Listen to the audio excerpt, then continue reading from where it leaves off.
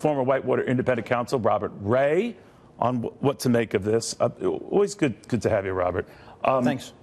What's the legality here? If a president talks about firing a special prosecutor but denies that he ever entertained it, is Starr saying that's an impeachable offense?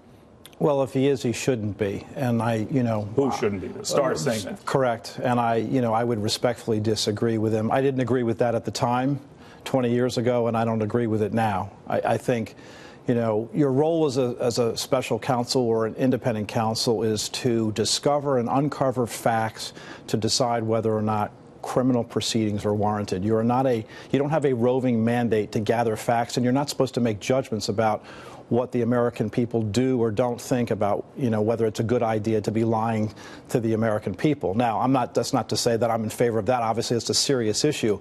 But in my judgment, that's not an obstruction issue as a matter of criminal law, nor is it an impeachable offense. So if the president was interested in firing Bob Mueller, and obviously as one of his chief counsel, you do this, I'm out of here.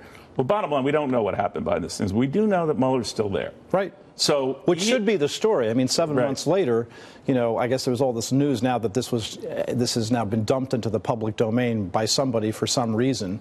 But maybe to incite Mueller's wrath so that he's more inclined to go after them. I have no idea. I never found it be productive in Washington to speculate as to where leaks are coming from. Over you. I don't know whether Bill Clinton wanted you fired, but he didn't like you.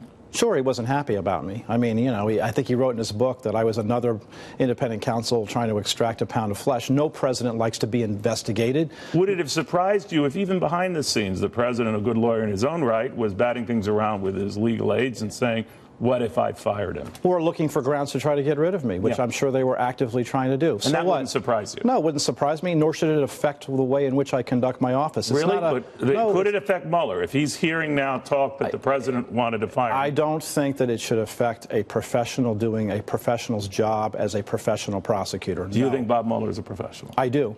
So you don't think something like this, even if true, and we don't know, would alter how he goes about going after the president? I don't think it'll have any effect about his judgments. All right, because Lindsey Graham has said, you do something like that, Mr. President. I'm paraphrasing. That's a different question. I understand, but he is saying that would be nuclear.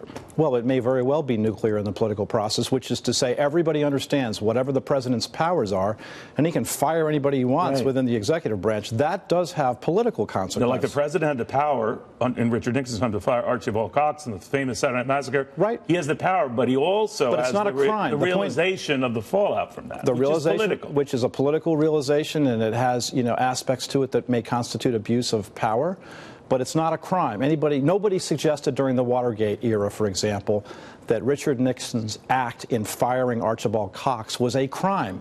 And for some reason in the current environment, people are actually contending that an effort or an endeavor to fire special counsel Mueller would constitute the crime of obstruction of justice. My view is that's baloney. That's just wrong. The president says he is open, this president, to being interrogated or interviewed, more to the point, by Mueller. What do you think of that? I think they've made a political calculation, which was certainly in place as early as Ty Cobb joining the president's legal team, that they can survive this, that there's no evidence of collusion, no provable evidence in a criminal case, and no provable evidence of obstruction of justice. The president should just outlast this investigation. Now, the fastest way to get that accomplished, because otherwise you're just prolonging the agony, is for the president to submit to an interview at the appropriate time, which would signal the conclusion of the investigation. And the hope is that this, as I said all along, you and I have talked about this now for months. Right. The goal has got to be in the political process to get the investigation to a conclusion before it has an adverse impact on the midterm election. President Clinton? I did. And how did that go? Well, first it was done under oath by predecessors in my office and what was then Ken Starr's office under oath, as a substitute for a grand jury proceeding. And then I spoke to him about the resolution of the case before he left office. And that part went well. It was a hard conversation. But it was tense, right? Sure. It's adversarial, as it should be. So I have a job to do, and so does the president.